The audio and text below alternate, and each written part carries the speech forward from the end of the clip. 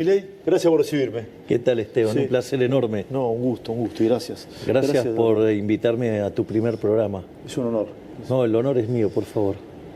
¿Viste la marcha del sábado? ¿En qué términos si la vi? Sí, si estabas viendo, prendí la tele, la seguías. No, digamos, me dediqué a trabajar. No la viste, pero ¿qué lectura tenés?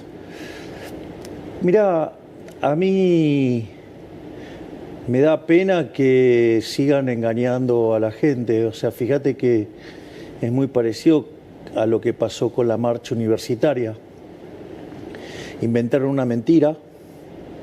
En este caso, editaron parte de mi discurso en Davos, un discurso de 29 minutos y medio. Hay un fragmento que yo dedico en todo lo que es demoler el edificio woke. Hay una parte que dedico a los temas de género. Básicamente eso dura cerca de 1 minuto y medio. Y ellos hicieron un fragmento, tomaron uno de los ejemplos de 14 segundos y le pusieron un remate de la parte final de ese bloque. A partir de construir esa mentira, los medios que obviamente están desesperados porque les suspendí la pauta oficial, entonces evidentemente los medios en general son odiadores del gobierno directamente. ¿No? ¿Los medios son odiadores del gobierno? Sí, ni siquiera, digamos, califican ya como opositores, hay un odio visceral manifiesto. A partir de ahí se propaga una mentira y a partir de eso se aparatea la marcha y terminan apareciendo las mismas caras siniestras de siempre, porque más allá de cómo se pudo haber sentido, digamos, aquellos seres humanos que están involucrados con lo que es el LGBT, lo que uno ve es que aparecieron las caras siniestras de siempre, ¿no? Digamos, aparecieron los sindicalistas. Quiero saber, digamos, cuál es la relación histórica entre sindicalistas y dicho grupo. Apareció el gobernador de la provincia de Buenos Aires. Hay un asesinato cada 5 días, la provincia es un baño de sangre. Estaba el caso de Lucas, ¿sí? Y sin embargo, digamos, aparece a hacer ruido político en una marcha. Habla de Kicillof. Sí. No solo eso, también se sumaron el tren fantasma que componen Lustó, Larreta, Santoro, Lilita Carrió, digamos, La Cámpora, Cristina Fernández de Kirchner apoyó, digamos, o sea, con lo cual lo que vos ves es el tren fantasma. Aparte, en esa manifestación, digamos, qué sé yo, ves, por ejemplo, banderas del Partido Comunista, digamos, donde los comunistas y los socialistas, digamos, asesinaban homosexuales, o digamos, o intentaba de hacer una marcha, digamos, en Palestina de estas características, porque tenían banderas de Palestina. Entonces, verdaderamente vos lo que te das cuenta es que en realidad terminó siendo una marcha política donde se juntaron todos los anti-Milei, y a mí me ¿Y son parece, muchos o pocos? Mirá, la verdad es que te diría que el hecho que se tenga que juntar todos para enfrentarme, lo que muestra es que están claramente en una situación de debilidad y además que lo tengan que hacer a partir de una mentira, de lo que es la falacia del hombre de paja, ¿no? Digo que es muy regular, o sea, de hecho en mi discurso en Davos justamente yo lo señalo, ¿no? Esto de que cómo opera la izquierda, o sea, digamos, opera con la falacia del hombre de paja, o sea, dicen que vos dijiste y a partir de eso te critican, porque es la crítica que les queda cómoda, y entonces eso, digamos, muestra que vos perdiste antes de empezar. Eso es una declaración de inferioridad ex ante, porque si vos para atacar a un tipo lo que tenés que hacer es mentir sobre esa persona, entonces, digamos, mentís sobre el argumento, digamos, o caes en una falacia dominen. Mirá qué interesante, dice, no, bueno, contra un gobierno fascista. En un gobierno fascista, digamos, una marcha de estas no tendría lugar, ¿no? O sea, si estuviéramos en algo antidemocrático, digamos... Te dicen fascista y nazi. Sí. Bueno, pero por eso, bueno, eso, mirá qué interesante. Digo, la ignorancia. Porque, por ejemplo, cuando vos tratás, digo, primero, nazi, nacionalsocialismo. O sea, digo, se tienen que hacer cargo, muchachos, eran de los de ustedes, o sea, eran de los zurditos, era nacionalsocialismo. De hecho, el fascismo también es socialismo. El propio Mussolini decía, dentro del Estado todo, fuera del Estado nada y nada contra el Estado. Es decir, digamos, con lo cual está claro que nada que ver, digamos, con la ideología que yo tengo, digo que es el liberalismo, y como lo define nuestro máximo prócer de toda la historia, el liberalismo es el respeto irrestricto del proyecto de vida del prójimo, basado en el principio de no agresión y en defensa del derecho a la vida, a la libertad y a la propiedad. Fíjate que la ignorancia de esta gente no se dan cuenta que ellos trabajan sobre una definición colectiva. O sea, ellos por eso son colectivistas. Sin embargo, o sea, el sujeto con el que ellos trabajan es un colectivo. Sin embargo, yo trabajo con un sujeto que es el individuo. O sea que no tengo ningún punto en común. En realidad, digamos, los que terminan haciendo fascismo son ellos, porque las consignas y las cosas que dicen son propias de fascismo. Yo sé que esto lo explicaste, lo respondiste en alguna otra entrevista, pero yo nunca te lo pregunté. ¿Y vos qué opinas de la comunidad o del colectivo LGBTI+? Ok. A ver, yo digo esto, lo he dicho muchas veces. La pregunta es, supongamos lo siguiente, lo vamos a poner así.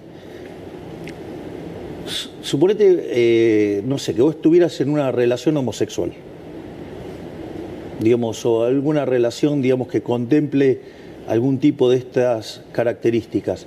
La pregunta es, ¿en qué me agredís? En nada. ¿En qué afectás en mi derecho a la vida? En nada. ¿En qué afectás a mi propiedad? En nada. ¿En qué afectás a mi libertad? En nada. Por lo tanto, digamos, o sea, yo no tengo nada que decir, hacé lo que quieras. Es decir, a mí lo que me molesta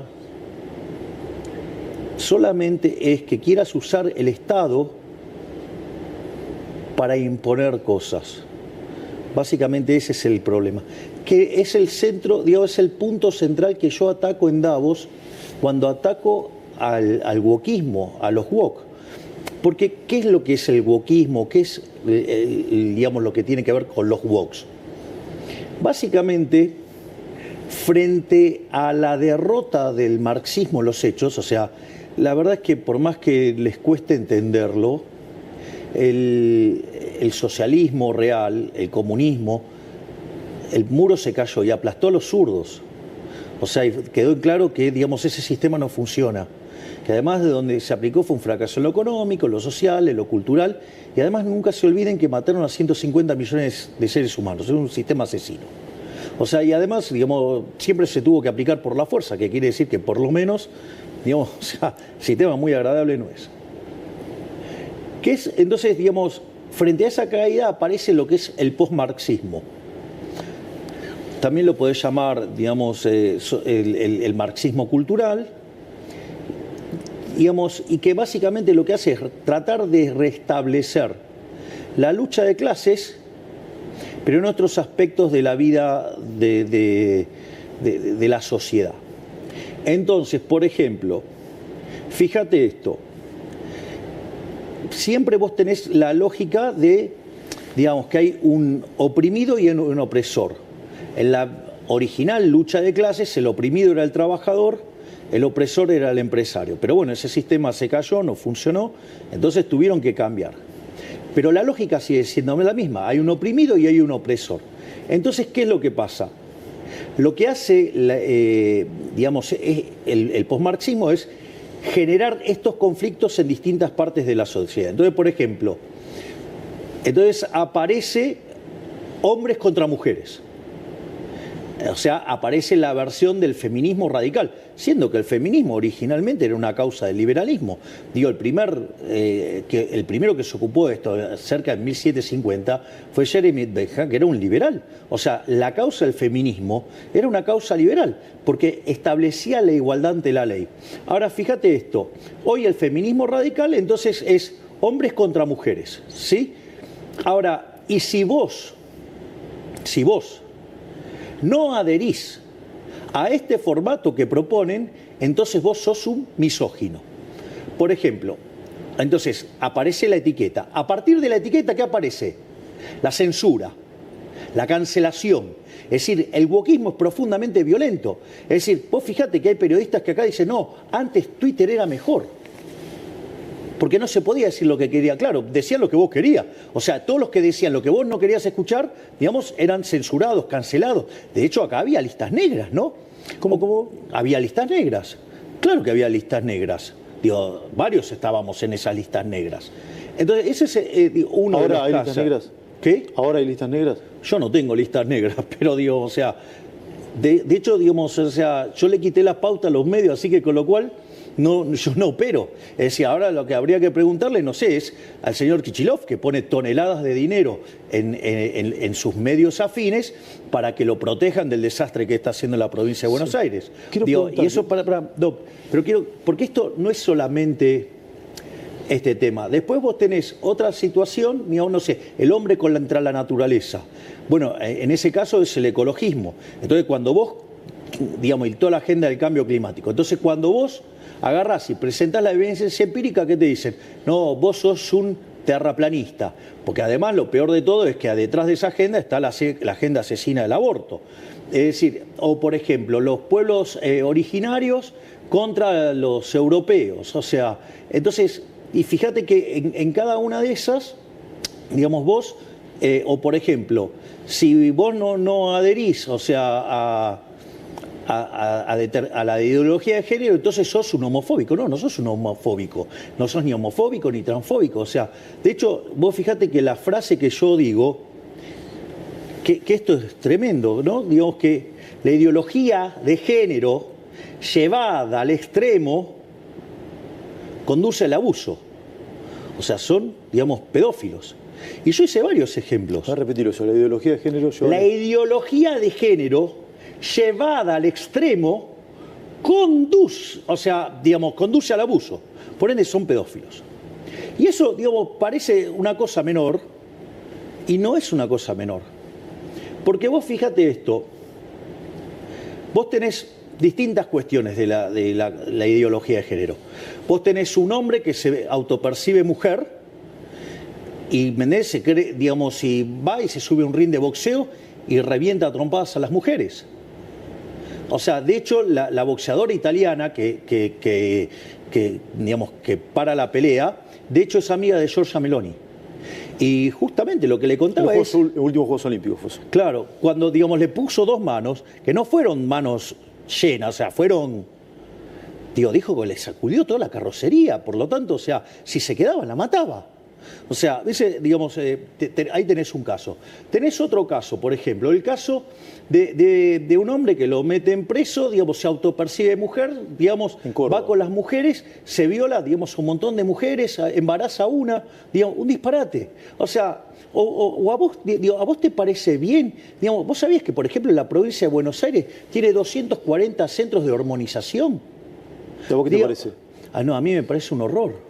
O sea, a mí me parece un horror. A ver, digamos, o sea, ¿vos te parece que una criatura, que un menor, esté en condiciones de saber si, digamos, o sea, la verdad, digo, yo no sé, digo, lo que piensa la gente. Ahora, desde mi punto de vista, que le amputen los genitales a una criatura, digo, mientras que le llenan la cabeza, que es otra cosa distinta a lo que dice su biología, bueno, digo, eso de separar el género de la biología, digo, no es gratis. ¿Viste el video del nene de 10 años que dice que es trans? Bueno, por eso, pero ¿a vos te parece, digamos, o sea... ¿Lo viste? Sí, claro que lo vi. ¿Qué te pareció? No, a mí, digamos, o sea, mira, si él se autopercibe así, digo, deja que siga el correr del tiempo y a ver qué decida. Porque acá lo que hay que entender es que, digamos, si vos a esa criatura, digamos, le amputás el pene, va a generarle un montón de problemas. Primero porque es irreversible. Segundo, no solo que es irreversible, va a tener que vivir todo el tiempo hormonizado, para poder vivir. Lo mismo si, fueran contra el aparato reproductivo femenino. Es decir, entonces, vos ahí tenés un problema. Entonces, ¿lo querés entender? ¿Lo entendés? Ahora supongamos lo siguiente. Ahora dejamos de hablar de niños. Me parece una atrocidad hacerle eso a los niños. ¿Entendés? O sea, yo creo que deberían dejar que corra el tiempo y que tome la decisión siendo un adulto responsable. Siendo un adulto responsable, ahí aparece un tema. La pregunta es, si quiere hacerlo, desde mi punto de vista, si lo quiere hacer, que lo haga. Vos, por ejemplo, ¿te querés autopercibir foca y querés convertirte en una foca? Yo no tengo problema. Lo que a mí me parece mal es que vos consideres que yo tengo que pagar la cuenta de eso. Es decir, porque entonces eso, eso no es un derecho, eso es un privilegio. Ahora no te joden las chicas trans, pero sí el cupo trans. Y el cupo trans está mal. Pero no es el cupo trans, es el cupo para cualquier cosa lo que está mal. Porque es lo que se llama una discriminación positiva, es violentar yo te hago una pregunta, ¿a vos te parecería bien, que los cargos, no sé, en el Estado fueran hereditarios? No, obviamente que no. O sea, ¿qué seguimos en la época del absolutismo? O sea, entonces tenemos un monarca y, no sé, y su familia y sus amigos tienen privilegio de tener un cargo por el hecho de que... sí, por dotación de apellido. Bueno, es una aberración. Bueno, esto es igual. Esto es idénticamente igual, te das cuenta que es idénticamente igual. O sea, tienen un cupo por eso. Yo estoy a favor de la sociedad, no de una sociedad absolutista. La sociedad liberal está a favor del mérito. Entonces, lo que digo es, lo que nosotros vinimos a proponer es la igualdad ante la ley. Porque esto es lo que pasa con esta situación. Esta generación de conflicto, donde aparecen si vos querés, estos colectivos, con lo cual, mirá, bien del lado opuesto a nosotros, ¿no? Que somos liberales, o sea, que este es el individuo. Pero fíjate esto, entonces ese conflicto entre oprimido y opresor, ¿cómo se resuelve? ¿Cómo? Metiendo el Estado liberador. Pero la consecuencia de eso, ¿qué es? Que vos expandís el tamaño del Estado, expandís la influencia del Estado. Es decir, y eso lo tenés que financiar. ¿Y eso con qué se paga? Con más impuestos. Es decir, es una agenda destinada a hacer crecer el Estado. Entonces, ¿cuál es el objetivo de esa agenda? Crear artificialmente conflictos para que el Estado lo resuelva y, a ver, ¿para qué sirvió el Ministerio de la Mujer? Si Alberto Fernández cagaba trompadas a la mujer. ¿Para qué sirvió? Si Alperovich violaba a la sobrina. Si Espinosa, acosaba, a su secretaria. Si en Chaco, está el chico de Strasowski. Strasowski. Claro, ¿me entendés? O tienen entre sus filas también a Guasora. ¿Me comprendés lo que te digo? Entonces, y los femicidios, o sea, ¿y vos qué te crees? ¿Que eso se arreglaba con el Ministerio de la Mujer, con cantitos y pintando banquitos? No, ¿esto se arregló con qué? Mano dura. Nosotros bajamos 50%, los delitos en el último año, ¿sí? Y además bajamos todos los crímenes contra mujeres. Vamos, lo hicimos nosotros. ¿Mano dura tendría que poner Kicillof? Mirá, Kicillof tendría que salir... Kicillof, ¿por qué marcha? Marcha porque él también es parte de esa agenda progre, esa agenda woke. ¿Por qué? Porque, por ejemplo, él adhiere a Zaffaroni. O sea, que también es un derivado de esa misma agenda de Zaffaroni, que es subvertir los valores. Es decir, donde la víctima pasa a ser el victimario y el victimario la víctima. O sea, una locura total. Entonces, la provincia de Buenos Aires es tierra de nadie en favor de los delincuentes. Es más, ¿sabés qué? Hasta te puedo vincular estos temas. Vos me decís, ¿qué tiene que ver Zaffaroni? ¿Qué tiene que ver el LGBT, la ideología de género? Bueno, la ideología de género, ¿yo qué es lo que digo? que en el límite constituye abuso, o sea, son pedófilos. Con lo cual, fíjate que yo además hablo de ideología. Y eso está documentado, por ejemplo, una charla TED en Alemania donde dice, no, la pedofilia es una orientación sexual. No, ¿qué orientación sexual? Digo, no te puedes meter con los chicos.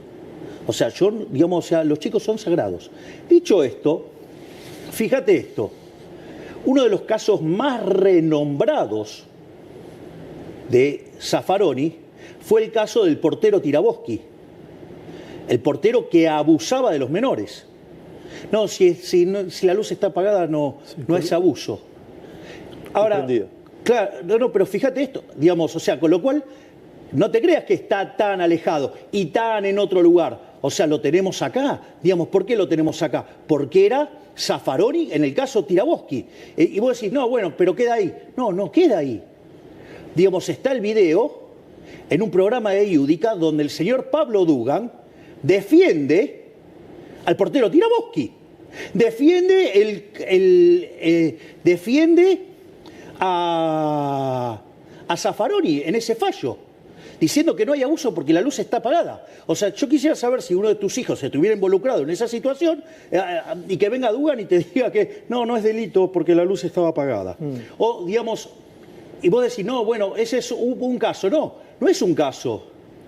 Digo, vos sabés que, por ejemplo, hay un grupo de pedófilos, ¿sí? Digo, que se llaman pedófilos virtuosos. Digo, los pedófilos virtuosos, ¿sabés quiénes son? Son los pedófilos que tienen este sentimiento de querer abusar de los menores, pero que entonces se contienen y solamente consumen pornografía infantil, como si no estuvieran, digamos, esos chicos siendo abusados, ¿no? Bueno, digamos, el señor Ernesto Tenenbaum defiende, digamos, a los pedófilos virtuosos, digo, porque para él... Él dijo, digamos, lo sacaron de contexto. Después. No, sí, bueno, sí. Digamos, o sea, él es el que vive sacando de contexto todo el tiempo. Digo, la declaración es muy clarita y, digamos, sus compañeros se lo señalan. Así que digamos, o sea, él en definitiva es un defensor de los pedófilos virtuosos. O sea, después, o sea, agarró y reculó. Sí, digo que se equivocó. O sea, sí, bueno, está bien, digamos, pero él, digamos, o sea...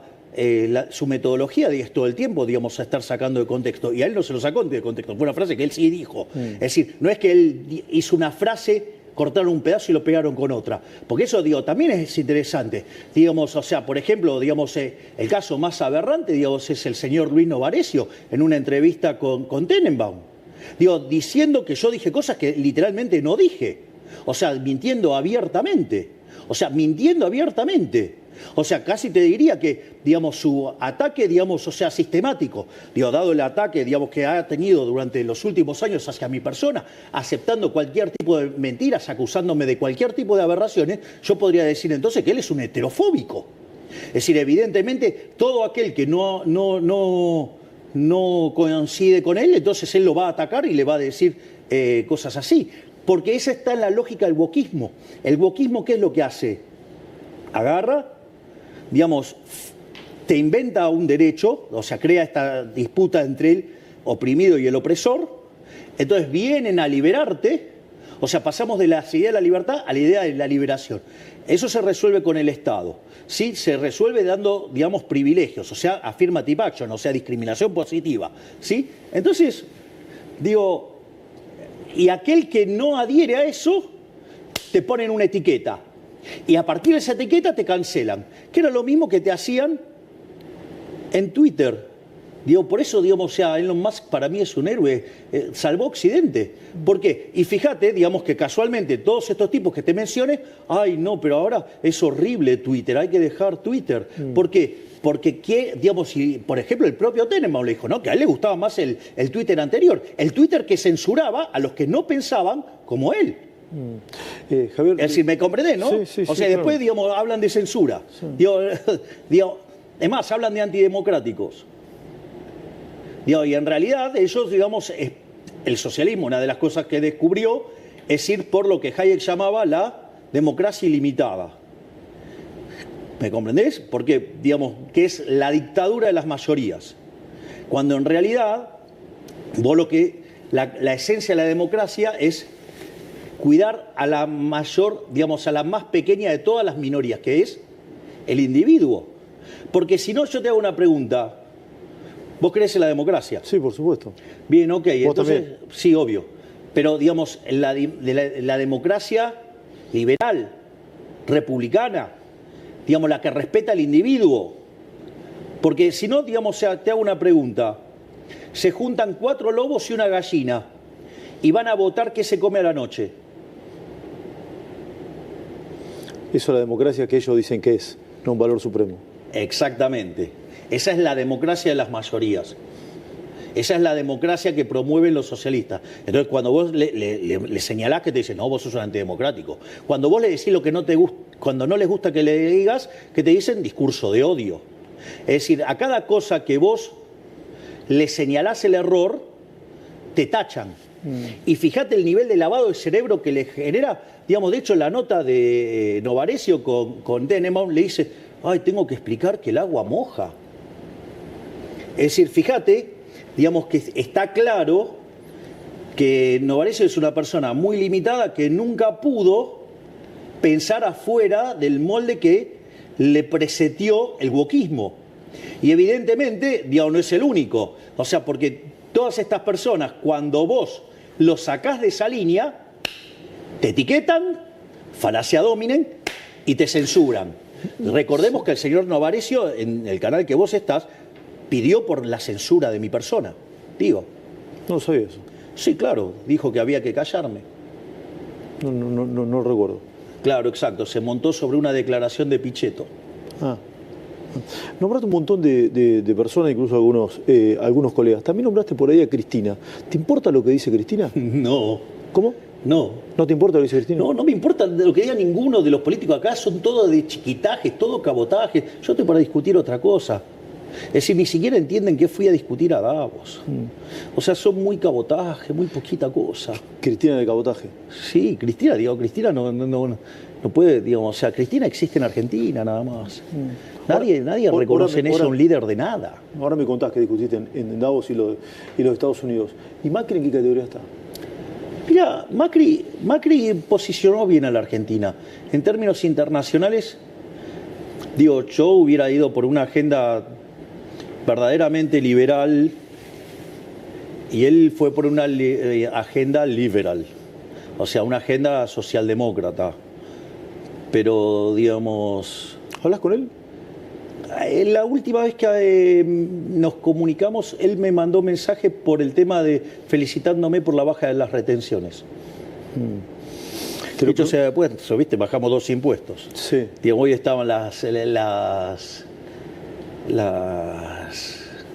¿cómo es que le dicen ustedes cuando ponen en la pantalla? ¿El graph? No. ¿El zócalo? No eran los zócalos. Cuando ponen en la pantalla, tenían las pantallas con las 12 bajas de impuestos. Una gráfica. Claro, exacto. Una gráfica. No era una gráfica, estaba en la pantalla, no sé cómo le dicen. Ok. Vuelvo sobre Macri. Mucho se ha hablado del acuerdo, no acuerdo, de ir juntos y ir separado. Se leyó, se escuchó de que había mucha bronca en los últimos días con el PRO, sobre todo. ¿Existe esa bronca? No sé, no se manifiesta en nuestros vínculos. Digo, por ejemplo, fíjate esto, el tema ficha limpia. Yo que dije, me voy a comprometer a mandar un proyecto nuevo. Eso lo coordinó Luis Petri con Alejandro Fargosi, con Gastón Marra y con Silvia Los Peratos. Yo no tengo ningún problema con la gente del PRO. No tenés ningún tipo de problema. No tenés ningún tipo de problema de armar listas juntos. Yo tengo una excelente relación y, o sea, a ver, yo, digamos, a lo que me ocupo es a mi job description, a seguir bajando la inflación, a seguir haciendo crecer la economía, a hacer que la pobreza baje, digamos, terminar con la inseguridad. ¿Quién es tu rival hoy? No, digo, yo no pienso en esos términos, o sea, yo pienso en cumplir mi job description, digamos, o sea, mi rival básicamente son las metas que tengo que ir cumpliendo. O sea, mi enemigo es la inflación, mi enemigo es la pobreza, mi enemigo es la indigencia, mi enemigo es el analfabetismo, mi enemigo es que maten a la gente, digamos, como ratas. Esto es muy personal, creo que la principal preocupación hoy en Argentina, esto es muy personal, me puedo confundir, es la inseguridad.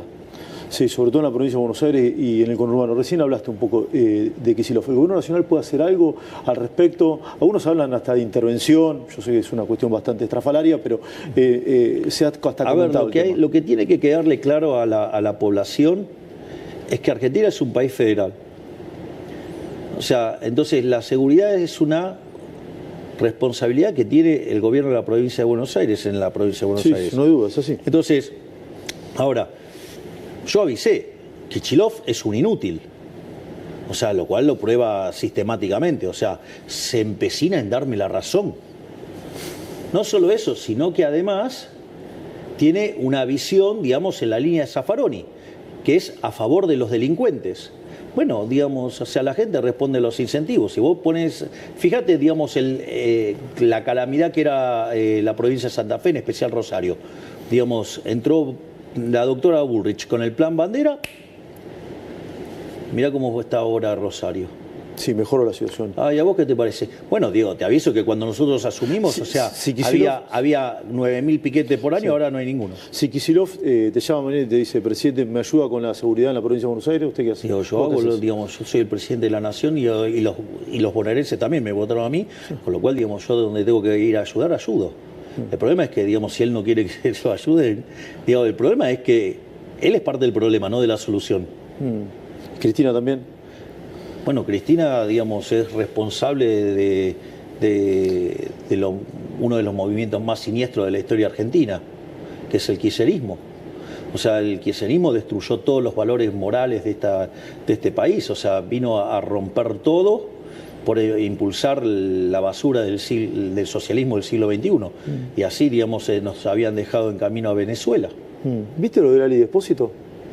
¿Ladri Depósito? No, Lali Depósito. Ladri Depósito. Viste que la aclamaban para ser candidata, ¿lo viste o no? Bueno, que sea candidata, ¿qué sé yo? Digamos, tiene todos los elementos legales para ser candidata, que sea candidata. ¿Irías a ver un show de ella? A ver, a mí me gusta otro tipo de música, qué sé yo. Yo anoche, digamos, me vi un baile de máscaras, una versión en el Metropolitan de Nueva York, dirigida por Levin. Estaba Pavarotti y estaba Leo Nucci. O sea, esa es la música que yo escucho. Y si no, escucho los Rolling Stones. ¿Hablas con la vicepresidenta Villarroel o no? A ver, digamos... Yo te lo pregunté otra vez y me dijiste que no forma parte del gobierno. O del día a día del gobierno. No, es que, bueno, no forma parte de la diaria, pero, digamos, mientras que resuelva su problema, digamos, la tarea que tiene que hacer, ¿cuál es el problema? ¿Vos la volverías a elegir como candidata?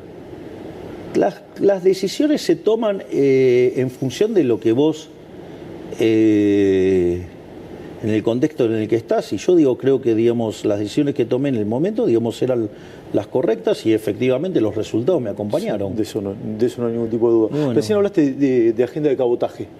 Y que contaste de lo que pasó en Davos y en Estados Unidos. ¿Qué es lo que más te llamó la atención primero de Estados Unidos, cuando fuiste a la asunción de Trump? De Estados Unidos fue estremecedor. ¿Estremecedor? ¿Por qué? Sí, yo ya me había quedado muy impactado cuando fui invitado a Mar-a-Lagos. O sea, yo verdaderamente me quedé impactado, pero una de las cosas que me pasó, que verdaderamente no me la esperaba, más allá de los premios y demás, y la recepción que tampoco me lo esperaba, una de las cosas que me pasó mientras que esperaba para ingresar a la sala, viste que estaba muy claramente separado.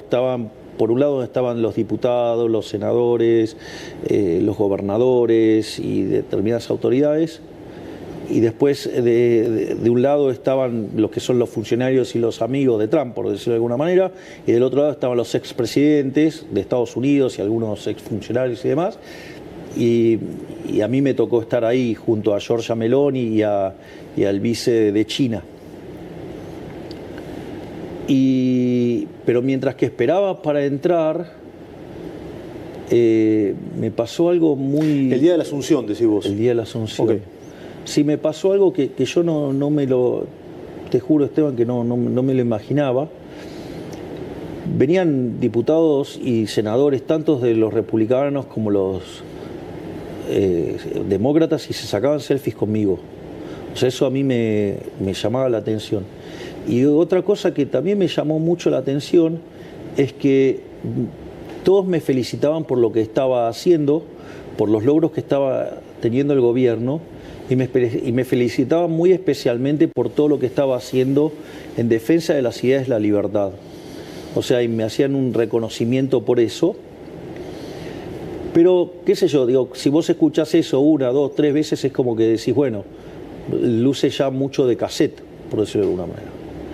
Lo que a mí sí verdaderamente me sorprendió y me dejó muy, muy impactado fue el tema de que venían y cada uno me hacía referencias puntuales, a medidas puntuales. O sea, yo, digamos, a ver, yo digo, como presidente, yo miro el bosque, no estoy mirando las ramas de los arbolitos. Y me venían con cuestiones muy específicas. Técnicas y profundas. Claro, exacto. O sea, digo, tendría que haber estado con todos los ministros para contestar ahí. Después, otra cosa que también, digamos... ¿Y cómo crees que sabían eso? No, bueno, porque, bueno, no por nada, digamos, nuestro modelo está siendo tomado de referencia, digamos, por todo el mundo. Digamos, hoy la última etapa de The Economist se lo dedica a la desregulación y justamente habla del caso argentino.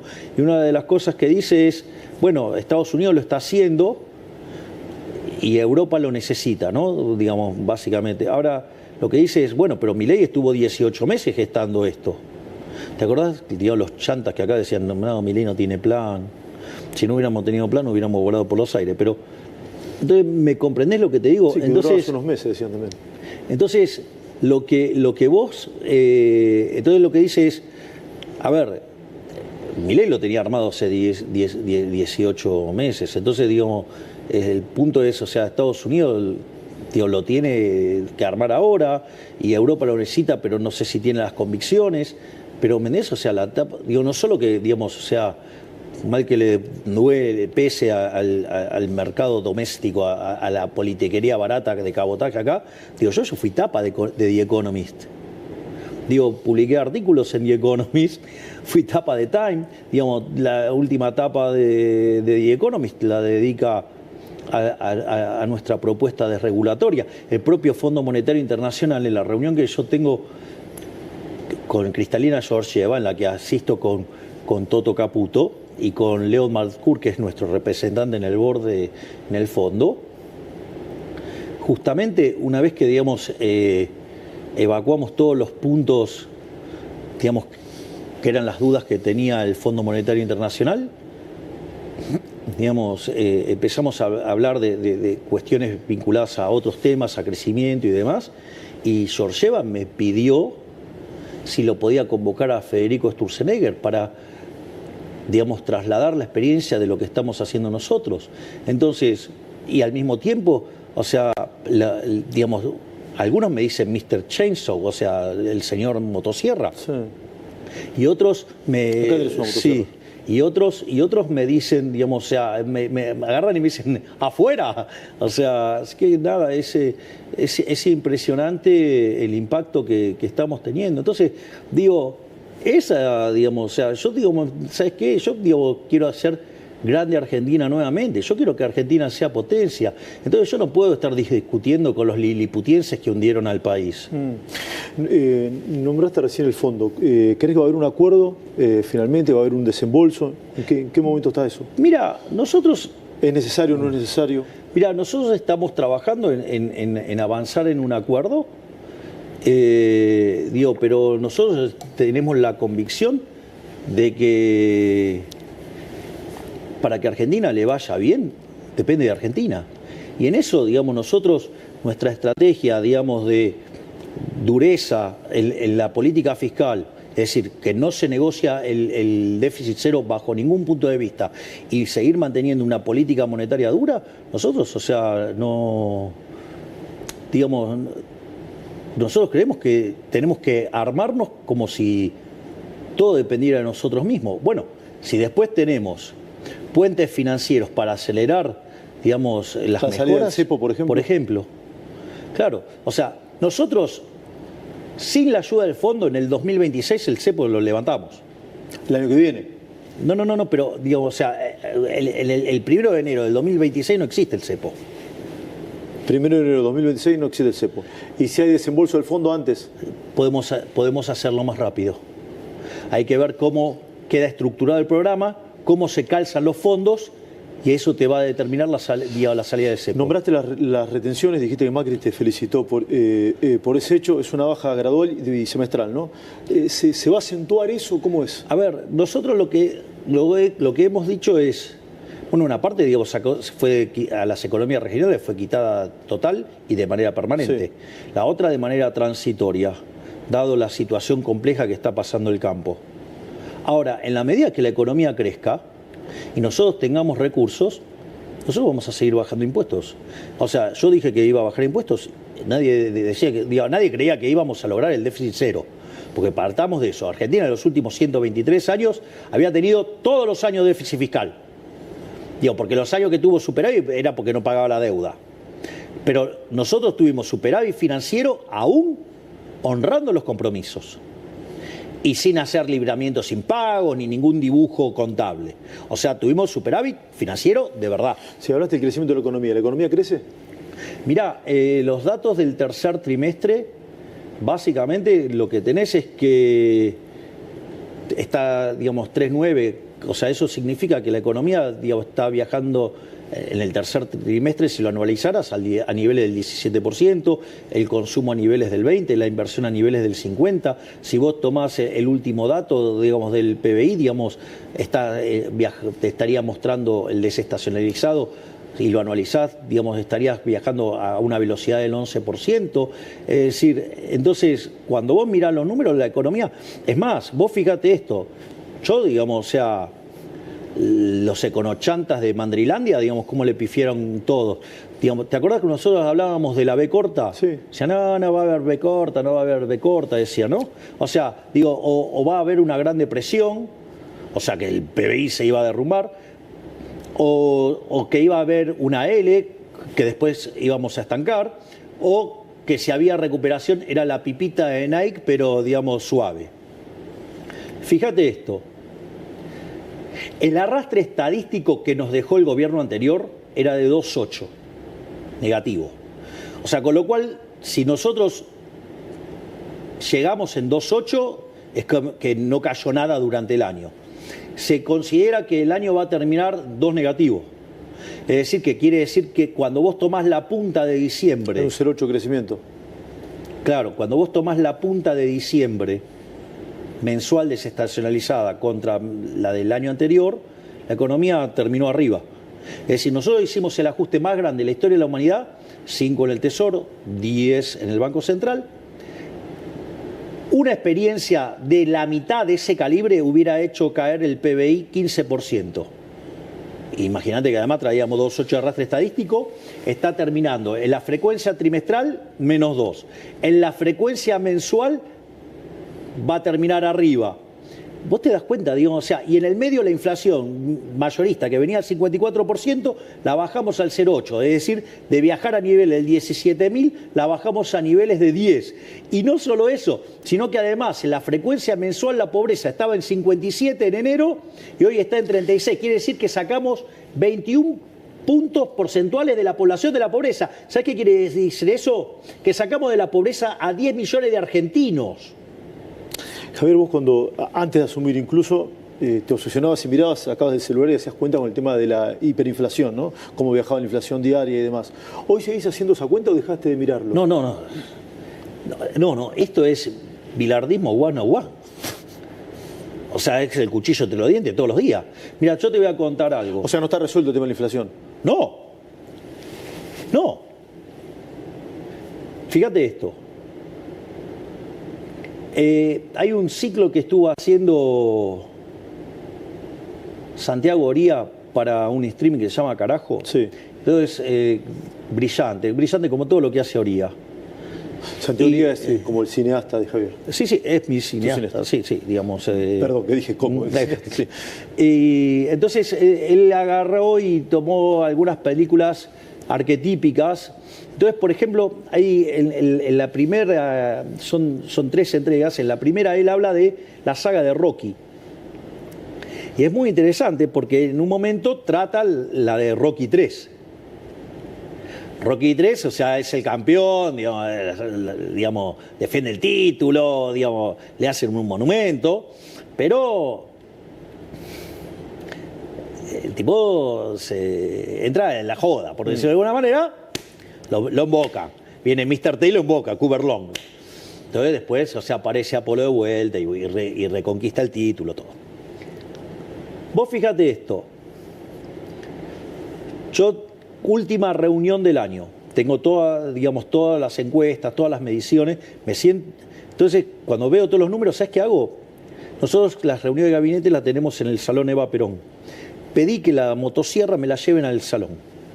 La tenía nueva, así que la puse en el salón, digo, llegaron todos, miraban la motosierra, estaban todos con la motosierra. ¿Por qué hice eso? Porque vamos ganando 2-0 en el minuto 22 y medio. Acá no hay lugar para relajar. Viste, Bilardo decía que era el peor resultado del 2-0. Sí, por él, digamos, o sea, es un resultado peligroso. Digo, igual siempre es mejor ir ganando. Sí, por supuesto.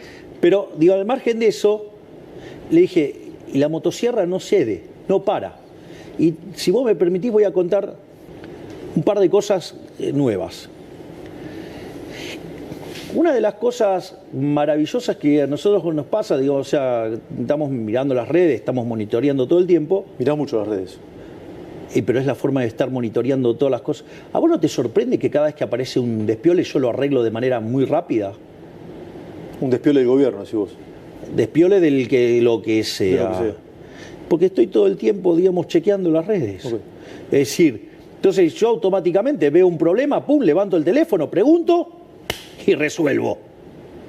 Digamos, acá no hay lugar para descansar. Acá no te puedo dormir en los laureles, nada. O sea, entonces acá es todo el día el cuchillo entre los dientes. Todos los días. Acá no se descansa nunca, no se relaja nunca. Porque del otro lado está el enemigo. No son adversarios, son enemigos. Porque son los que hicieron de que Argentina fuera la primer potencia mundial, la convirtieron en un país miserable, de mitad de la tabla para abajo. Los de afuera son enemigos. ¿Cómo? Los de afuera son enemigos. No, son enemigos los colectivistas que destrozaron este país. Y que utilizan causas nobles para armar marchas contra el gobierno y se juntan todos porque son tan cobardes que de a uno no pueden. Pero digo, igual, digamos, o sea, yo ya estoy acostumbrado a esto. Digo, Gladiator pelea contra cuántos, no hay un problema, así que no digo, me frega. O sea, estoy acostumbrado. Digo, la campaña electoral fue algo así, ¿no? Todos contra uno. ¿Quién ganó? Listo. ¿Ok? Entonces digo, o sea, a mí eso no me asusta. O sea, hasta te diría que me divierte. Pues son tan liliputienses que si no es abuso. Entonces, ¿qué es lo que digo? En ese contexto, vos no podés relajar. Y fíjate esto, una de las cosas que pasa cuando vos mirás las redes es, ok, hay muchas referencias que es lo que voté, es mucho más de lo que voté. Entonces, ¿qué es lo que hizo de manera brillante Manuel Adorni? Hizo un relevamiento de todas las promesas de campaña. O sea, agarró y tomó todas las promesas de campaña, todas. Vos sabés que, digamos, la historia de los políticos en Argentina es que los políticos te mienten, todo el tiempo te mienten. Son unos delincuentes que te mienten abiertamente. Son lo más inmoral que existe. Es decir, su vida es engañarte. Bueno, la vida de los políticos argentinos es engañarte. Exactamente. Sí, los que son parte del partido del Estado. Digo, lo estuviste marchando todos esos juntos el otro día. El partido del Estado es igual a casta.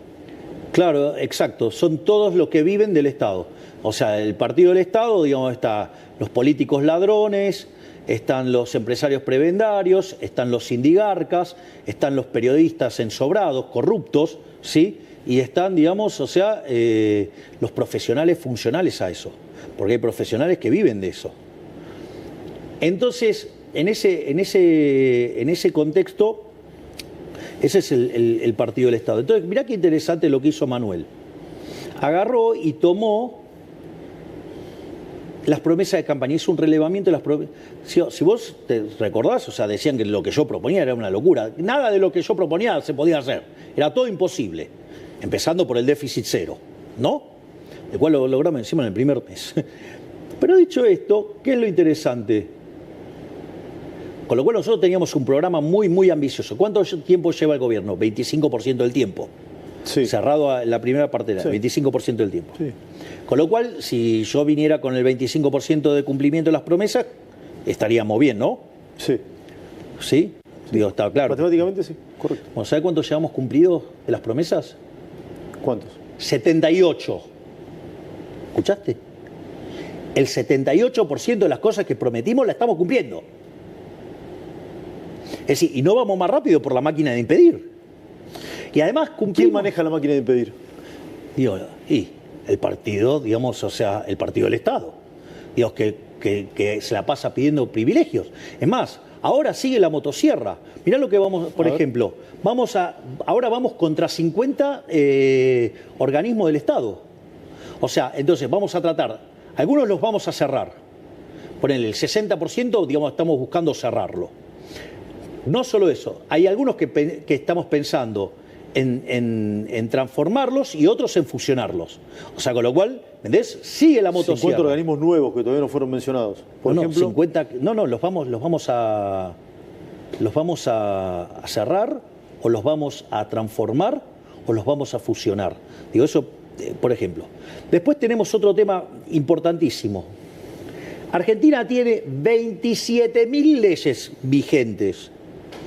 27.000 leyes. 70.000 decretos y 200.000 resoluciones circulares y demás. Entonces, ¿qué es lo que vamos a hacer? Vamos a aplicar así como el método de Elon Musk.